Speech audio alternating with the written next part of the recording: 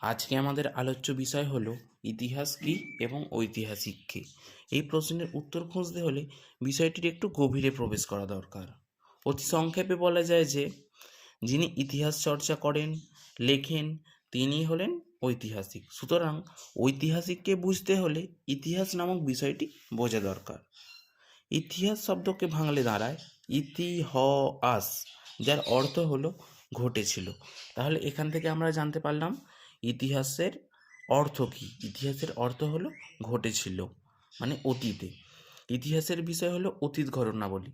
অতীত ঘটনাবলী মানে যে আমি আগের দিন ফুটবল খেলতে গেছিলাম, এটা অতীতের একটা বিষয় হলো, ঠিক সেটি নয়। ইতিহাস হচ্ছে সেই বিষয়গুলি যেগুলি বর্তমান সময়কে এবং পরবর্তী সময়ের উপর প্রভাব ফেলতে পারবে। অতীতের কোনো ঘটনা বা বিষয় তা সামাজিক, অর্থনৈতিক, রাজনৈতিক, সাংস্কৃতিক যাই হোক না কেন, সে সম্পর্কে আলোচনা বা চর্চার জন্য যে বিদ্যা অধ্যয়ন করা হয় তাই হলো ইতিহাস।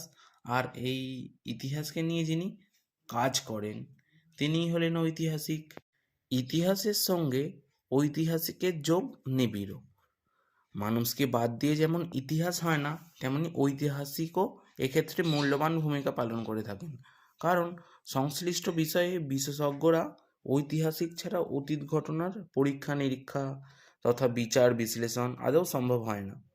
অতীত ঘটনার পর্যবেক্ষণের জন্য ঐতিহাসিককে সর্বাগ্রে প্রয়োজন আকর তথ্যের যাচাই করে ইতিহাস নির্মাণের জন্য অপরিহার্য হলো ঐতিহাসিকের নিরপেক্ষ দৃষ্টিভঙ্গি এবং মানসিকতা।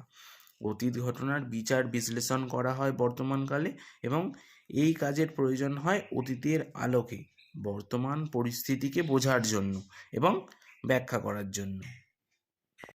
ঐতিহাসিক হ্যালেডবর্গ এই জন্যই বলেছেন, ইতিহাস হলো অতীত ও বর্তমানের মধ্যে অন্তহীন কথোপকথন।